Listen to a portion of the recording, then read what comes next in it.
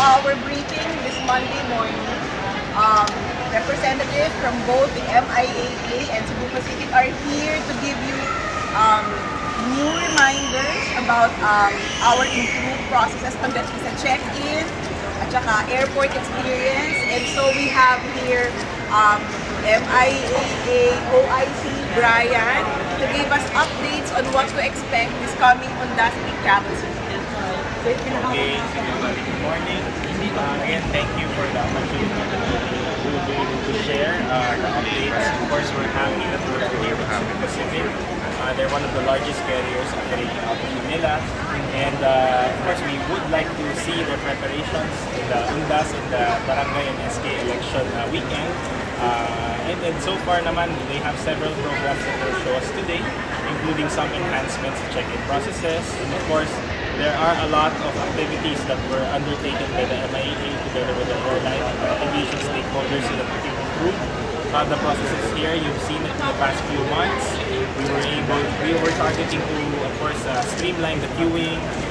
Last year, we did the initial security screening. Here in Terminal 3, there was an issue before about the immigration counters, but since then, from early this year, having 26 immigration departure counters, we're now up to 43. And in the past few months, we've been able to see talaga that the immigration congestion issue has been relieved or nawala na. And of course, we're working with the OTS. The next step would be the final security screening. Right now, we are currently enhancing that. Of course, the number one issue there would be the deployment of personnel, so it's the resources. As far as the check-in gates are concerned, the MIA has been working hard in terms of improving our resources. The passenger boarding bridges here in Terminal 3 have significantly improved in terms of the serviceability. And of course, in preparation of the peak season, we're working with the airlines to make sure they have the right resources in place. Kasama na dito yung nandiyan ba yung mga tao nila para sa purpose of operations, nandiyan ba yung mga aeroplano, nandiyan ba ang kanilang mga equipment. And so far naman, the indications are a few weeks ago, prepared naman tayo for this Undas 2023, and we are very confident that we will be able to accommodate the passengers that will be going through NAIA Terminal 3 in and out, and we're expecting around 1.2 million passengers that will go through NAIA for the 10-day period starting October 27. So on any given day, that will peak to around 130,000 passengers. That's not so much more than our usual days. Usually, so 110 to 120,000 passengers tayo. We'll see an 8 to 10% increase in terms of the number of passengers per day. But I think we are very well equipped naman to handle that kind of surge this coming Undas 2020. Nakita natin, we were expecting a lot of passengers over that 10-day period. Pero since mahaba ito, so they would have several days when they would like to leave and when they would like to come back to Manila. So we're expecting na nakaspread throughout siya, this 10-day period. Hindi siya yung parang meron talagang magkukumpul-kumpul on certain days. But definitely, for the outbound passengers, we're expecting that to start with mga 26, 27, 28. And then for the inbound passengers, siguro mga starting November 4 to November 6 yung balikan. Any special preparations for this since mahaba yung mga well, of course, the preparation as part of the authority is talagang continuous tayo in terms of our efforts to improve the facilities, make sure we have enough manpower that are in place, and constantly we're coordinating with the different stakeholders. Alam niyo naman, marami tayong government agencies na kasama dito. Of course, with the Bureau of Immigration, Bureau of Customs, the OPS, PNP, lahat naman yan in place na because we already have the Offline Biyaheng Ayos as part of the DOTR's preparation. Nakahanda naman po lahat ng ating mga offices para matugunan yung mga pasahero natin this Undas. Meron po tayong security council. Meron tayong grupo dito, and we've had a meeting last week with the different stakeholders. Kasama na dyan ang PNP, ang NBI, ang cybercrime unit. Kasi meron tayong ginagawang procedure ngayon, especially a lot of the threats right now are becoming yung mga online or yung mga calls. So meron na tayong ginawang preparation para ma-handle natin ng mabuti kapag may nakuha tayong threat. Mag-meet agad yung group so that they can determine una, kailangan malaman is credible ba yung threat o hindi. Diba? And then we also coordinate with stakeholders, kasama na dyan ang airline. And I think in the past few weeks of incidents naman, na-handle natin ng mabuti at wala naman po nagkaroon na panic dito sa airport. At of course, nalutas natin ito in the right manner, and the different cases were eventually closed. To, again, have the right resources in place. Napaka-importante ang people, ang process, and of course, the equipment. Diba? So pagdating dito, of course, the check-in counters together with their ground handlers, we have to make sure, of course, on our part, the equipment has to be working. Let's say the check-in counters, the baggage handling system. On the part of the airline and the ground handlers, we have to make sure that nandiyan yung mga tao. Sa peak season, they have to have a reserved number of personnel kasi kapag may mga nag-absent, dapat may papalit sa kanila. Because we know that possible na medyo tumataas ang pag-absent kapag nasa holiday season tayo. So, they have assured us naman po that they are deploying enough personnel in terms of their equipment. Meron dyan yung kanilang mga aeroplano, may mga reserve silang aeroplano para kapag may nagka-aberya, may ipapalit sila agad. So these things are standard procedure as part of an airline operation. But during long holidays like this, talagang nire-remind natin sila and constantly naman po nakakapag-commit naman po sila, nakakayanin nila yung paglalabas na ganito maraming resources for the peak season. The personnel, naka 100% manning po tayo during the long holidays. Thank you. You're also preparing for this travel season, and Lay is here to talk about it. Actually, thinking about it in the briefing room, but since we're already here. And may ina-demo sa inyo si Lay about how we improve processes for our passengers. Right. So for us, because we know that in the last couple of months, we've actually experienced a lot of disruption and obviously, the goal namin when it comes to passenger processing is making sure that our passengers are able to fulfill the requirements before boarding. The goal is really not just efficiency, but also to make sure that we're able to have a seamless experience. And this is a very timely discussion between the media, the MIA, and also we can give our reminders to our passengers, especially because not only last and Christmas is they're just around the corner. And so for Cebu Pacific, we made a couple of investments when it comes to making sure that despite the challenges that we are experiencing, we're able to somehow support, even if there is a forecasted growth, in terms of traveling, especially for this.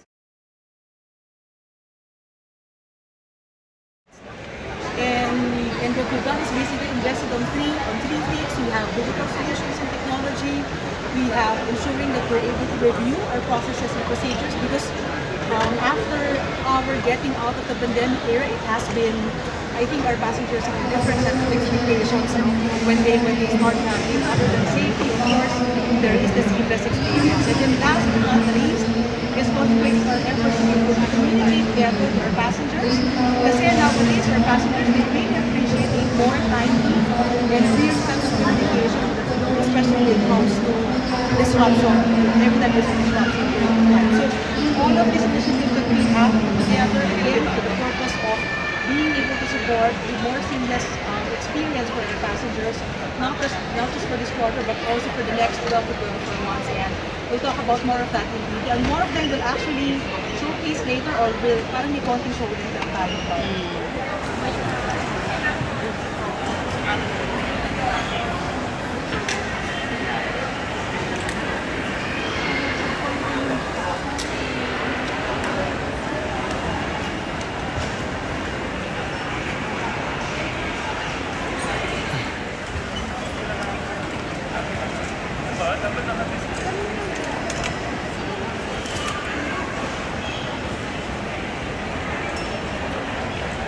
Kaano ka-convenient tayo dito sa airport, sa check-in, travel. Yes, kung convenient, okay naman.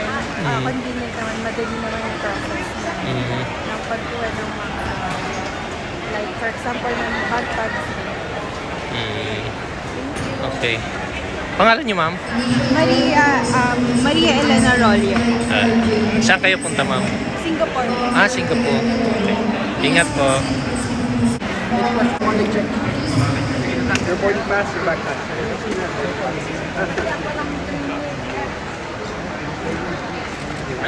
Thank you.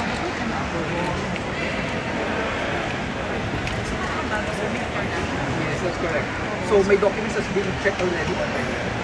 So whether you have to pay tax or is this required, does it require your passport scanning, for example? Is that already? Pag domestic, ang maganda dyan is hindi mo na kailangan magpunta sa mga counters. Kung meron kang boarding pass,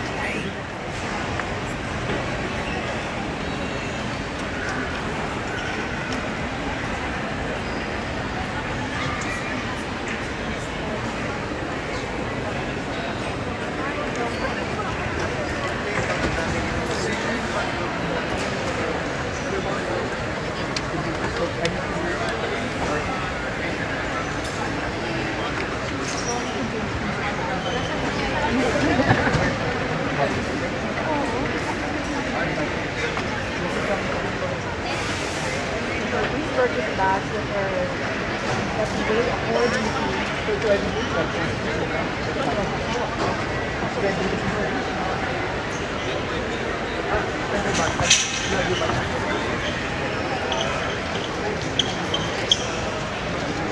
Confident ako dyan.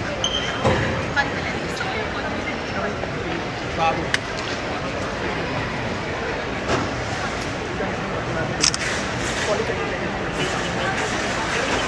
Para kung nakita mo lang kung ano ginagawa. Sir, pwede mo naman yan kapag correct. All for the set background. Backdrop lang ako for my flight to Cebu. So it was really fast. Just have to print the bag tag, then scan all the barcodes. Then it took me less than 30 seconds to drop my bag. It was very quick and very easy. So as long as you check in online. Okay. Okay lang po. Thank you. Thank you. Pangalan niyo po, sir? Kenneth po, Kenneth. Kenneth. Thank you. Afterwards, could confirm this is your flight details. Manila to Hong Kong 5112. Passenger name. Continue. Read the dangerous goods questions and security items. So once you're done. I think one of the things that our passengers don't realize is if they do pre-check-in before reaching the airport, some of the steps that you're seeing right now, actually nag-take off na siya sa disk. So pagdating nila sa airport, mas mabilis na yung process kasi natanggal na yung first two steps, which is identity verification and then the dangerous goods check, which is basically telling you kung ano yung pwedeng ilagay sa bag, ano yung hindi pwedeng ilagay sa bag. So continue. Scan. So scan the passport.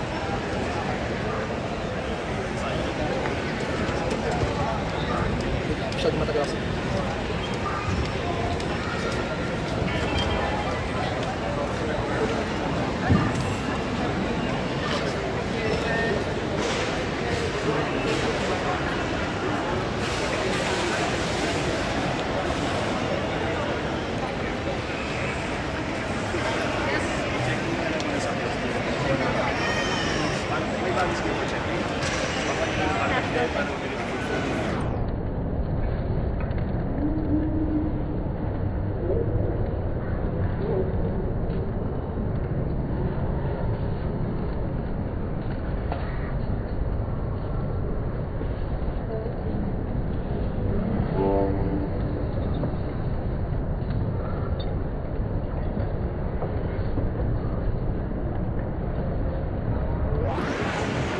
Action na lang malalaman kung bakit.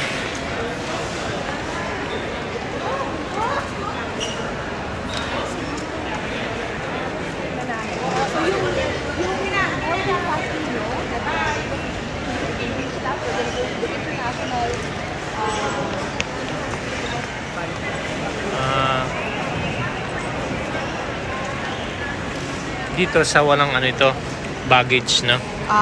Meron pong baggage tag. Nagpiprint na rin po ng baggage tag and boarding pass po.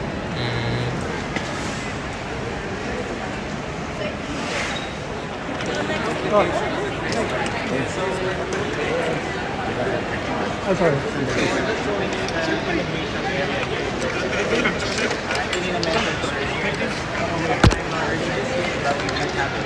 Problems because mahaba yung pila. In fact, sometimes the queuing here overflows outside of this area and humahaba hanggang doon. But ever since, of course, we introduced the STAR program, diba? The STAR program is where we made Terminal 2 into an all-domestic operation. Then international operations were just limited to Terminals 1 and 3.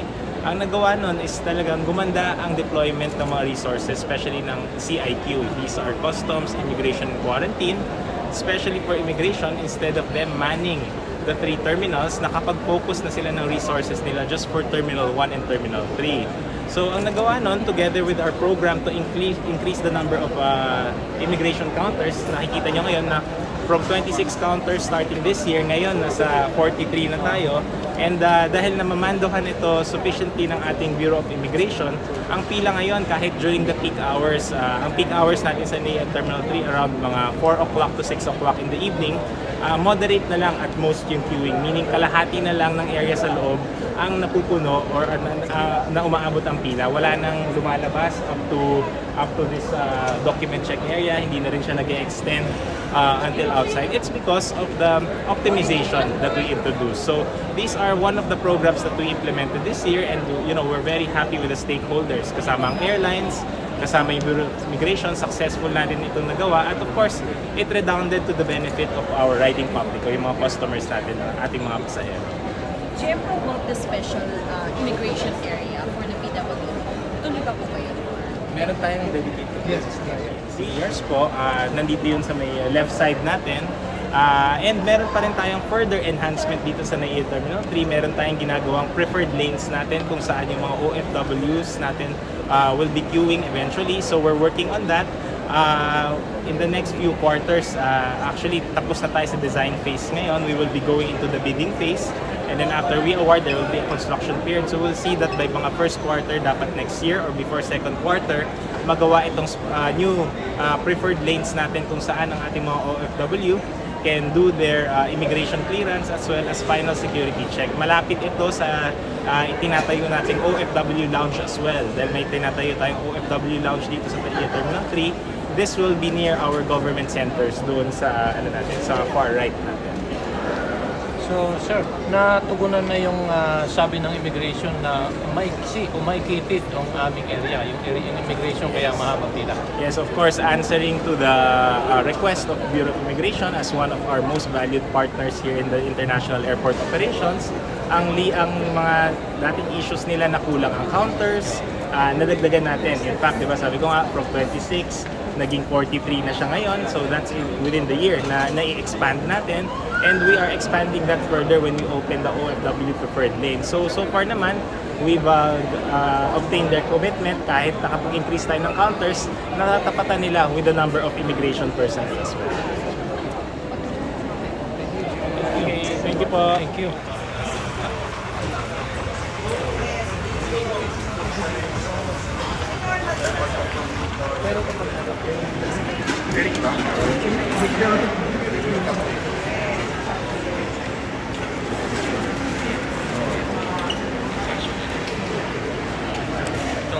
Food kasama na sa babayaran sa ticket? No. It's no cost for the passenger. It's part of our recovery to the passenger in case you have a flight cancellation or delays. So regardless whether it's an airline's fault or a weather situation, as long as delayed, we will provide you food service. So, akala ko kada alis ko merong ganun. Hindi. Hindi lang po. Only for passenger recovery. Okay. Thank you. We will announce that you're entitled for the food or the meal. So we'll tell you the particular stores that you would have to go. For example, for international, there's 3 stores. You have your Kaishu, Global Tops, and Chatay. So it's up to you whether you wanted to go to any stores in your food. Okay. So, as a manager, this is good for business, huh? No, it's actually really great. The process is a lot quicker now compared to when we were using the physical vouchers. And now that everything's digitalized, it seems more professional as well. Operations are much smoother, and we always get information ahead of time from Cebu Pacific, so we're able to prepare quickly and serve the guests more quicker. Okay. Hindi na kayo magbabayad kaagad sa mga pasahero. Not to mention there, also when we're doing manual before, we have to call the store expecting X number of passengers. Now they would get notification the moment we activated it. All the stores will know a particular flight. And also, there's a flexibility. They wouldn't have to keep the paper voucher so that will be attached to billing. On their side, it's going to be electronic all. So basically, if you have 3 flights billing, you could go there and claim. Just scan, and once it's okay, just provide food. And it's all systematic with regards to the billing. Very good, huh? We're trying to get tie-ups. For example, because when you order food outside, it takes around 2 to 3 hours to prepare. For them to for the food. Jollibee or something. Dadalhin mo sa gate, but when you bring it to the gate, you have to distribute. So there's a lot of time element. That's why we ended up giving stocks before. So ngayon with this one, it's easier. 15 minutes lang from that before your boarding, we're done na with the food. Yes.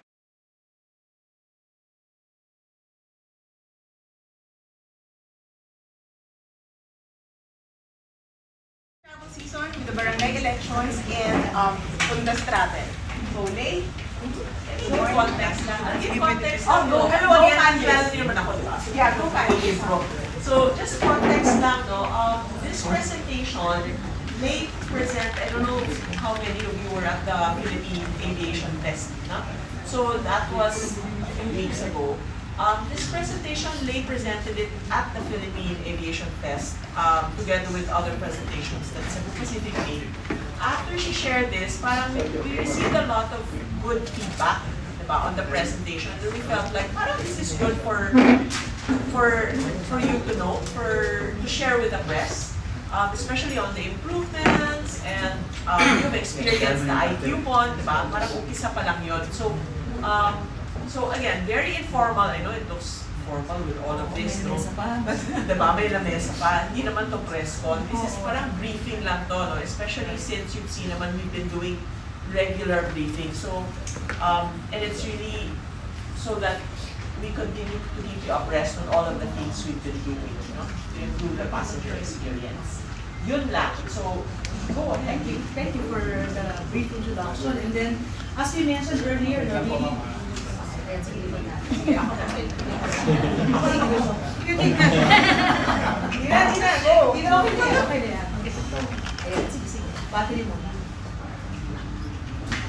to make sure that our passengers spend as little time as possible at the airport when it comes to trying to complete all the mandatory pre-boarding requirements bago makasakay ng aeroplano. No? And we hope that you'll be able to achieve that through the step-by-step processes and procedures that make sense at the airport, and that we are able to effectively communicate to our passengers, not just about the processes and procedures, but also what is the status of their flight. And at the end of the day, all of these things contribute to the wish of our passengers and to the goal of the airline of having a flight that departs on time, or what we call our on-time performance. Sorry, please. Commercial muna. Tubig. Medyo malayo-layo yung nilakad namin.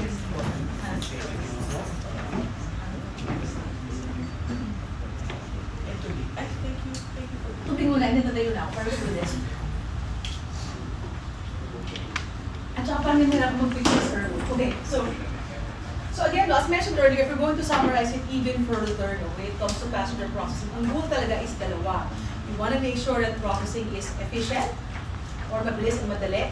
And at the end of the day, it provides for a seamless experience for our passengers. So, and unfortunately, in the last 12 or so number of months, this goal of any airline has proven to be very difficult for us because of the many disruptions that we've experienced, and have also led into what we call poor on-time performance, which is OTP, or on-time performance, is ultimately the measure of an airline when it comes to nasa-serve nyo ba ng maayos yung riding public, no? Because, syempre, as mentioned earlier, bilang pasahero, it's one of the things that I wish really happens, no, during the flight.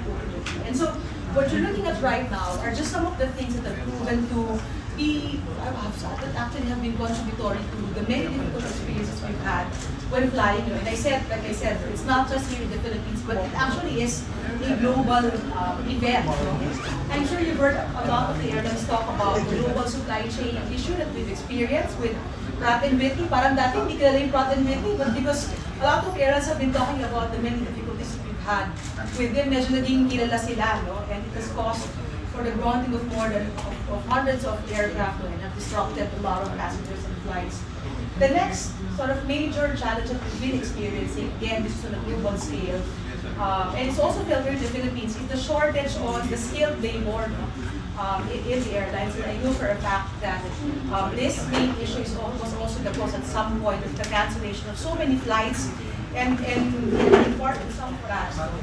And another one, which is more closer to home, is the severe weather disruption that we've been experiencing. And if you think about it, if there's like a massive thunderstorm that happens, we usually declare a red lightning alert. And when an RLA is in effect, this means that all movements in the airport has to stop. No? And again, this is for the protection of not just the passengers, but mainly for the people who make a flight happen. And when this happens, other than the delays, pag sobrang tagal talaga niyan, minsan ang daming flights na naka-cancel. So you can imagine that kung meron na-cancel na isang flight, and usually ang average na pasahero niya nasa mga 200 passengers. No? So kung 10 yung flight na ma-cancel, that means about 2,000 passengers that we need to recover in the next couple of flights that we have. No? So what that simply means is that yung impact niya of that red lightning alert because of the severe thunderstorm is not just on the day of operations, but will last for the next couple of days again because we need to recover the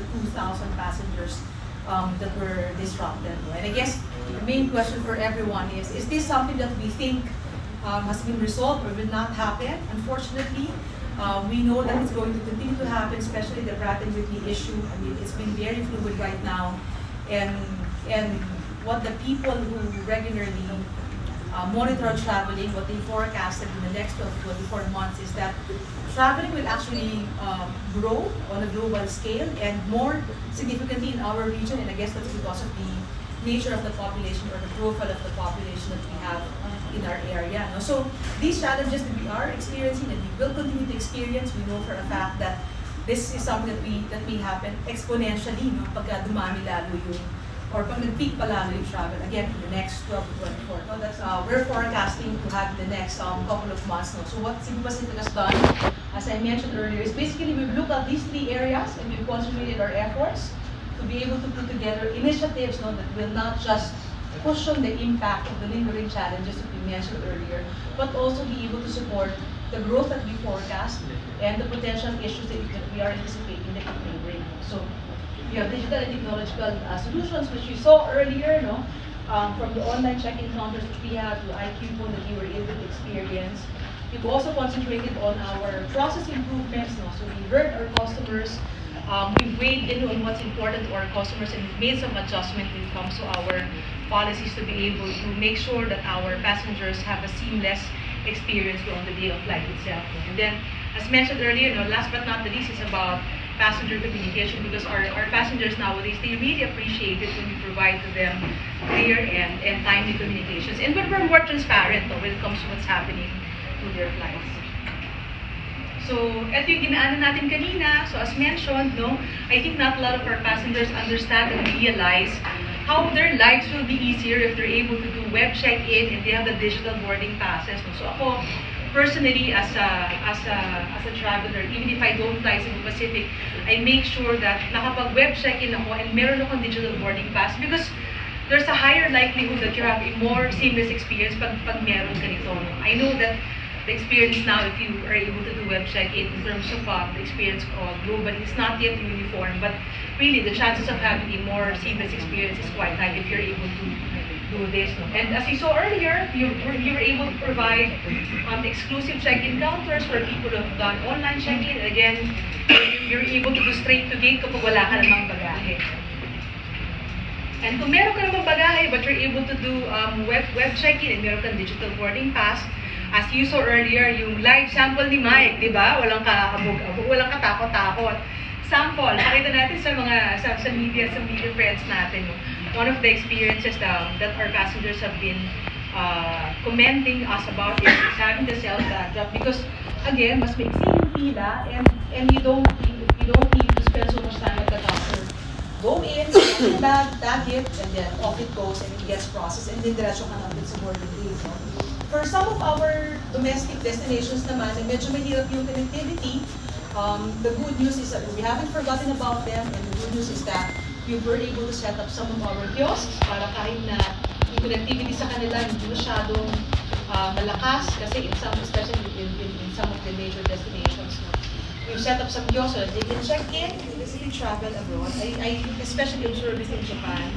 Yung common use self-service kiosk is not something that a lot of the locals use, and like I said, it's not really just us in the Philippines who experience shortage in manpower, having very limited counters, even other countries. No? And I'm so proud, when I was in Japan, I was monitoring yung implementation namin ng common use self-service kiosk.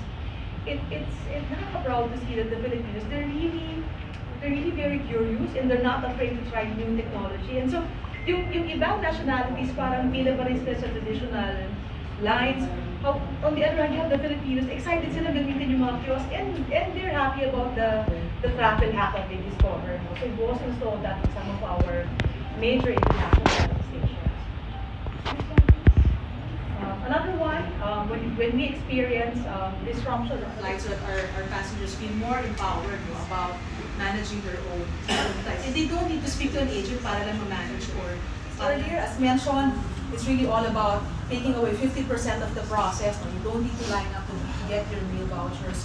You can just proceed to the counters and avail of it.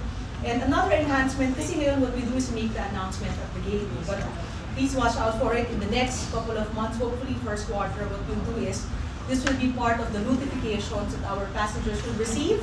So hindi nyo kailangan makinig sa announcement, mababasa nyo na lang sa mga cellphone ninyo.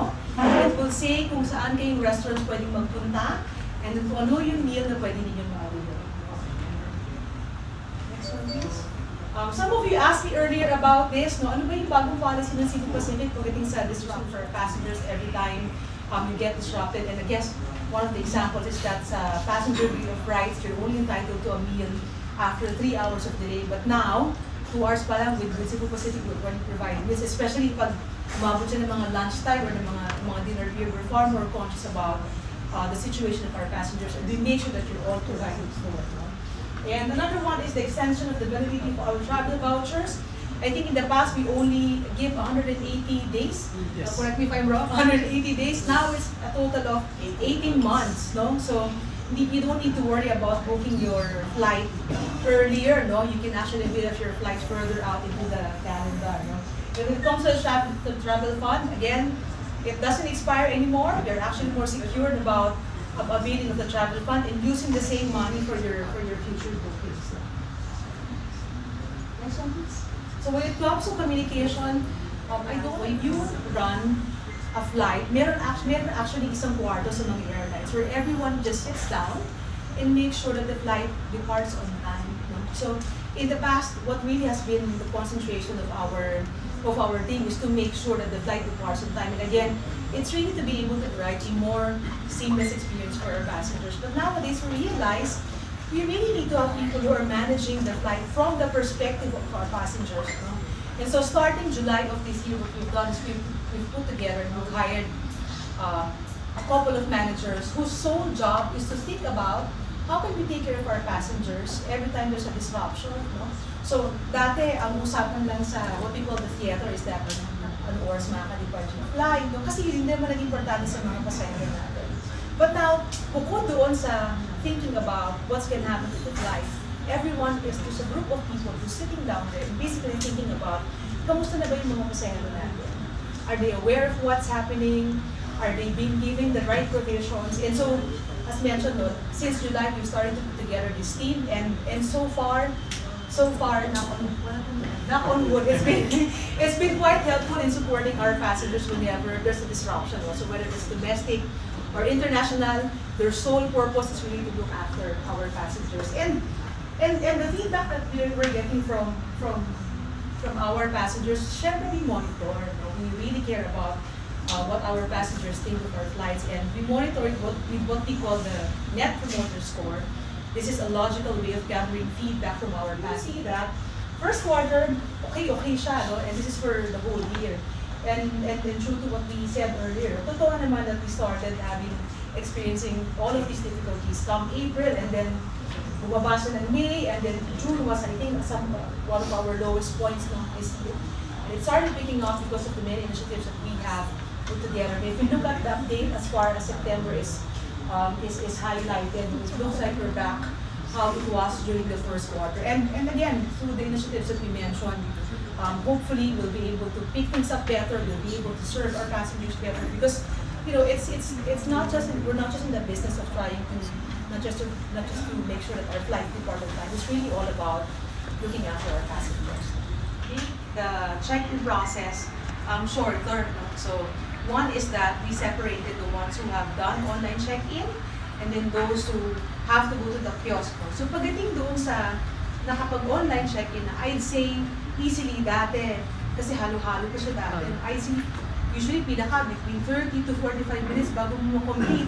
If you are to online check-in, kahit merong queue, I would say that easily 10 minutes to be able to complete everything, and then go ka na sa gate. Of course, minsan nagkakaroon ng issue kasi paglagay ng bag mo, hindi mo pala na-measure, no, before leaving the house.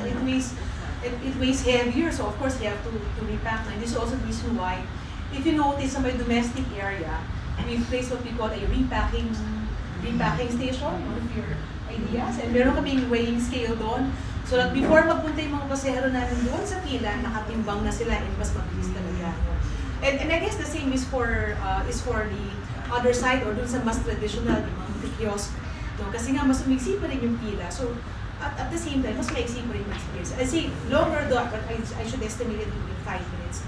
So Brian, and helping us, kasi for us to do this faster, we need to work together. We're all connected, right? So still go back to, and as far as the customer is concerned, they don't really tell a difference na if it's a MIA experience or an airline experience, if it's immigration, OTS, wala yun eh, isa lang yun eh.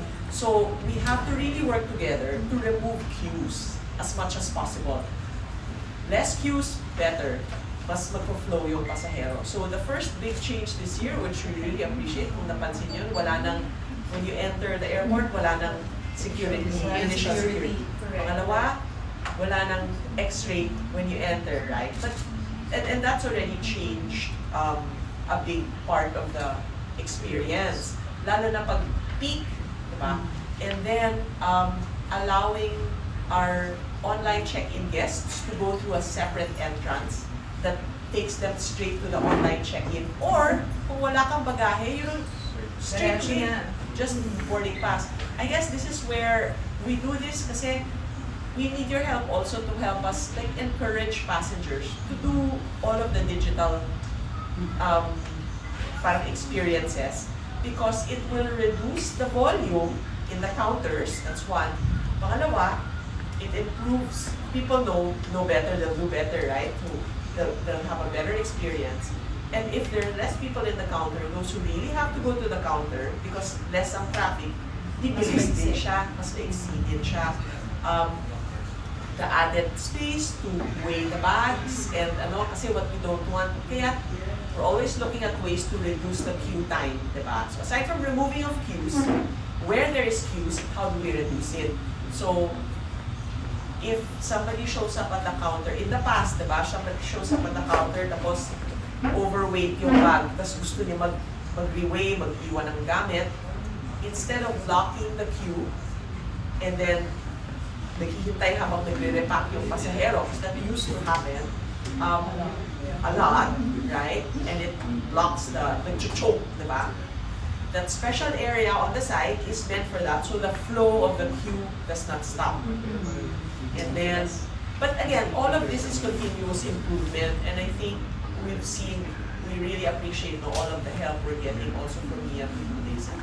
Also, si iCoupon, diba? We need help from the merchants for them to sign up to the program para baka may coupon naman kami tapos kung bago yan or ano yung feedback na yan. Kasi I think we monitor this also regularly. So far from what we monitored, parang we're not getting, si NPS, Net Promoter Score, is actually supposed to capture that. If I can just step back on how we compute for NPS, diba?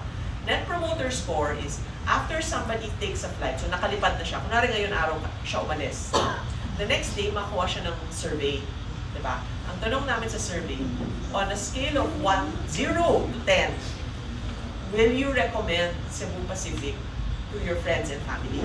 Right? Yun yung question, isang tanong lang yun. Para makuha ang Net Promoter Score, ang kukunin lang namin ang nag-score ng 9 and 10, at ima-minus natin ang nag-score ng 0 to 6. 7, 8, passive. Hindi siya bilang, right? So, ang taas nun, 9 and 10 lang, minus 0 to 6. So, if you look at our Net Promoter Score right now, plus 31, it means that plus those who scored as 91, 9 and 10, is 31 points higher, so than those who scored as 0 to 6, which means they will recommend, diba? Which, if you had a bad experience, hindi mo naman i-recommend, diba? So that's how we would measure it. Admittedly, I think nung mga June, March, April, May, mga ganon, we had issues na mahirap din ma-explain, no? What we've done we've gone back and reviewed all of our communications and provided our teams with the right parang context and communication. Hindi naman sa, I think, yun yung mahirap, no? Sometimes kasi yung mga delays nagro-roll, hindi namin din alam kung anong mangyayari sunod. So, admittedly, may ganon. But what we've done better is to provide information na we don't have the information right now, we will keep you updated, so more frequent. And I think it is no longer in the past na balikan mo lang ako pag may update ka na. Ngayon kasi, kung kahit wala kang update, sabihin mo sa akin. And so, this is something that we have to adjust to in terms of how we train everyone, in terms of how we communicate with the passengers. And ito yung mindset na trinay namin baguhin in the last couple of months. And sabi nga namin, sige, we actually want a quiet airport, but for now, because of all of these issues that we've encountered, no, and we really need to keep our passengers informed in the interest of remaining transparent, we will make all of those announcements. And I think, Ariel, it's not like a lot of effort but not measuring results. The results, you look at our on-time performance is, 80% already. Net Promoter Score is also positive, it's recovered. And measures in place today to prepare for the coming peak, diba, is I think what's important, the constant progress, and again, sharing the improvements also. In terms of providing information, yes, providing more timely updates. That's where, when we say online check-in, that's the other thing kasi that the value of if you online check-in and update your contact information is when we have changes to flight schedule or change gate, we actually send SMS to our passengers. Meron siya na your gate has changed from 116 to 118. May SMS yan. If the flight is delayed, long delay, if it's cancelled, may SMS yan palagi. But if our passengers don't put their correct contact information, or if the contact information is the travel agents, then the notifications will go to the travel agent. That's why maybe we don't explain it well enough. Pero sobra kaming makulit dun sa, please put your contact info. Lagay yung number nyo. It's not because we're collecting numbers. There's a reason for it. It's so that we can contact you for any changes. I guess if I can dissemination. Kasi parang sinasabi na if they had that kind of disruption handling na on time, real time makukuha ng passenger update. Imagine before, you have a 200 passengers, di ba? Isa-isa yun sa atin ng agent. And each team would have probably 3 to 5 agents lang per flight. Pero kapag may basic information pa naman kailangan parating, if you have that kind of tool na nakukuha agad either through email or through SMS, at least na-assure yung passengers about what's happening. The number one issue naman kasi for passengers is the lack of info. Yun yung number one na kapag nag-create ng negative travel experience. But if you just tell them what's happening, then more than halfway through, mas masaya na sila because they just need to know what's next. So I think embracing the digital change, doon tayo papunta, and I think one of the trailblazing airlines talaga natin sa Cebu Pacific in terms of introducing that kind of platform to the passengers. Talk about it here kasi it was more operational. We've provisioned already for double the spare aircraft, so that if there should be an unscheduled removal of engine or whatever, like event like that drove that, then we have more spares to cover it. So that's already been for operational resilience. It's actually I have to thank you for bringing it up. I want to highlight that this is a very expensive initiative by Cebu Pacific. It's something that the public does not realize. On the average, siguro mga couple of spares lang ang ina-allocate depending on the number of actual aircraft that we have.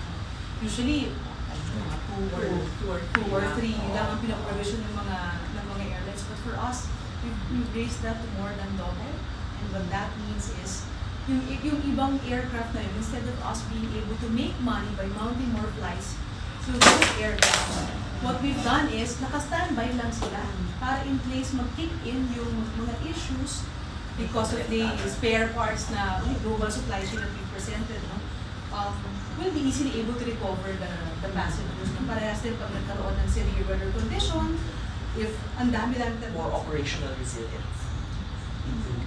Jackie from ABS. Good afternoon. How many flights per We used to go do your web check-in because it's really the fastest way to travel. Mabilis lang.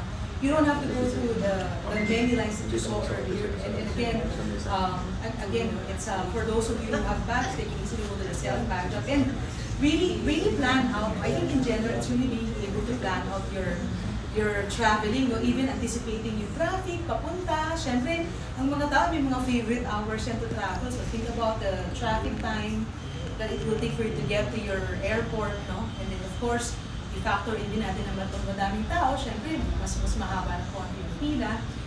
And then of course, no, pagdating mo dun sa destination mo, what should you be doing in the preparations for other form of transportation paglabas mo naman ng airport. So just to plan the end-to-end experience of travel steps on a daily basis. But I'd say the average is around 380 flights daily. I think in the last 2 months we've had that number of flights. And we are provisioning to raise this as far as 4. This is very operational. This is the last numbers that I've seen. It's around 410 on the average for the peak period. And I think, if I'm not mistaken, this is starting specifically on October 20. So yes, for winter schedule.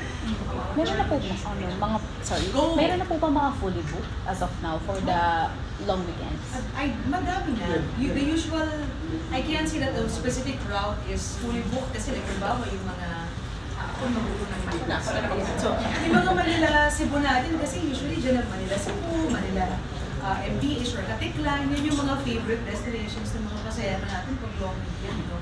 So we provision for a lot of flights in those destinations, and yes, some of the more coveted hours of traveling are already full, but some are still there.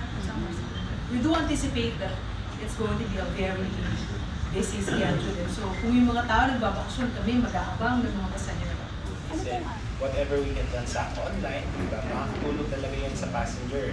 Kasi hindi na siya pipila. Let's say, Cebu Pacific has the capability to collect travel tax, no? Yes. Tama? Yes. Para imbis Yes, na that's pumunta ka right. pa sa pila, tapos after nun, sasabihin, ay, you haven't paid the travel tax, punta ka pa ng Tiesa. It adds up to the long process of the passengers, diba? So, kung pwede nang gawin yun, explore whatever you can do online, diba? Tiesa, get your online boarding pass. Kung wala kang bag, diretso ka. At least it's mas seamless, and overall, impact to the congestion in the airports during peak season. At least na may mitigate na babawasan talaga. Pag may bag,